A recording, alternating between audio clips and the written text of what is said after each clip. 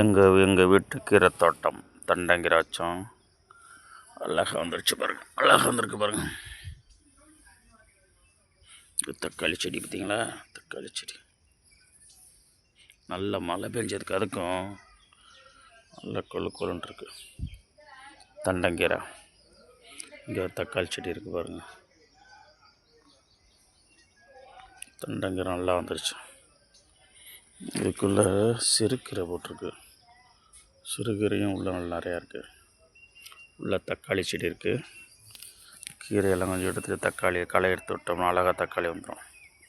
தக்காளி பூ பூக்குறாங்க பாருங்கள். மழை பெஞ்சிட்டே இருந்துச்சா ஃபுல்லாக கொழுன்னு வந்துருச்சு செடி. இதை களை எடுத்து விட்டு அழகாக நீட்டாக பராமரிக்கணும்.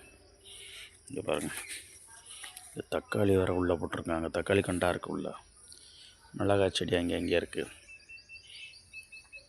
இங்கே ஒரு தண்டங்கீரை பார்த்தீங்களா, சூப்பர் அருமையாக இருக்குங்க. நல்ல களை எடுத்து தோட்டம் நல்லா வந்து திரும்ப உங்களுக்கு ஒரு நாள் அனுப்புகிறேன். தேங்க்ஸ் ஃபார் வாட்சிங் மை சேனல் சந்திரன் வனம்.